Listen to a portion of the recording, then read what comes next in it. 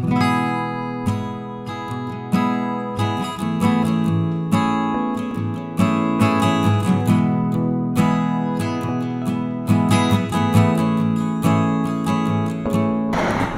আলাইকুম, আমি সাদিয়া। কেমন আছেন আপনারা? আশা করছি ভালো আছেন। আমিও আলহামদুলিল্লাহ ভালো আছি। আজকে একটি রমজান স্পেশাল হালিমের রেসিপি নিয়ে হাজির হয়েছি। আর এই হালিমটি রমজান মাসে সবথেকে বেশি জনপ্রিয়।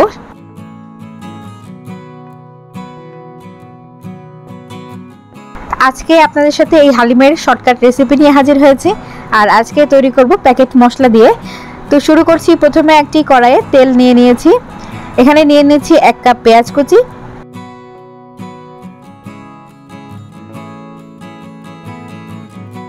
পেঁয়াজটাকে আমি ব্রাউন করে ভেজে নেব বেরেস্তার মতো করে।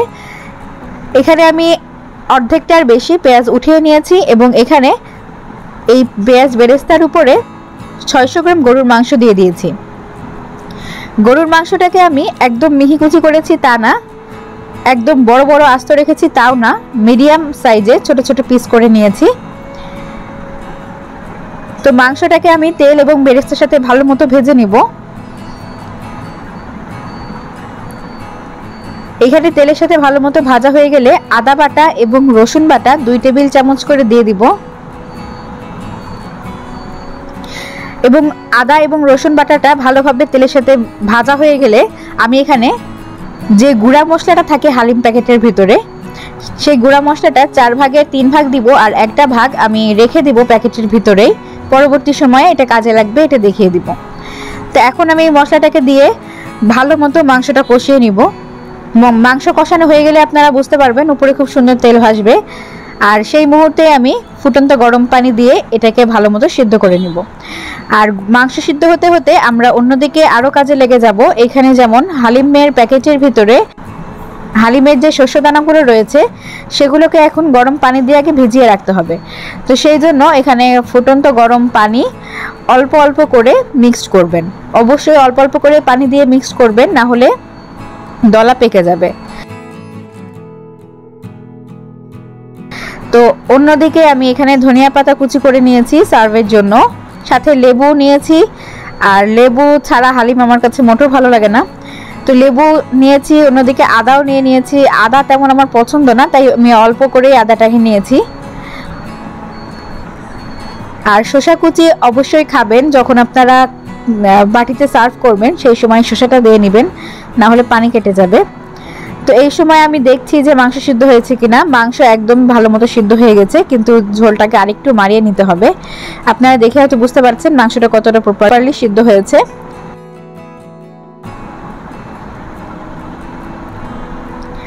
তো এটাকে আমি আরেকটু জাল দিয়ে ভালো মতো তেলটা ভাসিয়ে নিব। দেখতেই পাচ্ছেন আস্তে আস্তে উপরে তেল ভেসে আসতেছে।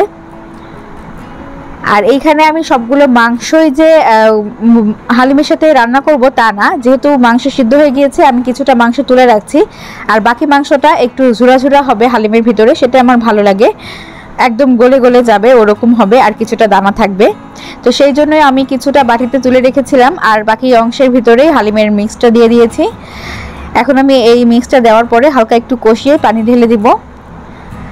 আর পর্যাপ্ত পরিমাণে আপনারা পানি দিবেন, যতটুকু পরিমাণে আপনাদের আন্দাজ অনুযায়ী ডাল সিদ্ধ হবে।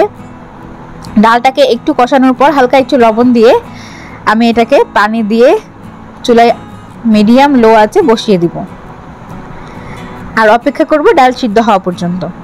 আমার কিন্তু মাংসটা সিদ্ধ হওয়ায় অতিরিক্ত নাড়াচাড়ার কারণে মাংস কিছুটা গলেও যাবে, আর সেটাই খেতে সবথেকে বেশি মজা হবে। তো এখানে আমি পরিমাণ মতো পানি দিয়ে দিয়েছি, প্রায় 6 কাপ পরিমাণ।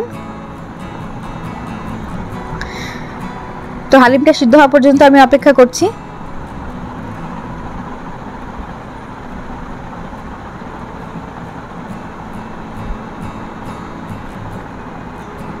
তবে একটা কথা বারবার মনে রাখতে হবে, হালিম দেওয়ার পরে বারবার নাড়তে হবে, না হলে নিচে লেগে যাবে। যেহেতু এর ভিতরে গুঁড়া সব দানা রয়েছে, সমস্ত ডাল পোলার চাল সমস্ত কিছুই যেহেতু ভাঙা, যে কারণে নিচে লেগে যাওয়ার সম্ভাবনা থাকে। আর অন্যদিকে তো মাংসও অনেক গলা, মাংসটাও লেগে যাওয়ার সম্ভাবনা থাকে। আর এরই মাঝে দেখতে পেলেন আমি যে হালিমের মশলাটুকু রেখেছিলাম সেইটাও দিয়ে দিয়েছি।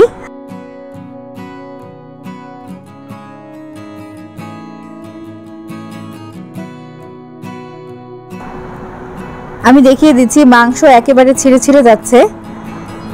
তো আমার হালিম রান্নাটা প্রায় শেষ। আমি এই রকমই ঘনত্ব রাখবো। আপনারা চাইলে আর একটু লিকুইডও রাখতে পারেন অথবা আরও ঘন করতে পারেন, সেটা আপনাদের রুচির উপর ডিপেন্ড করছে। তো আমার হালিম রান্নাটি একদমই কমপ্লিট।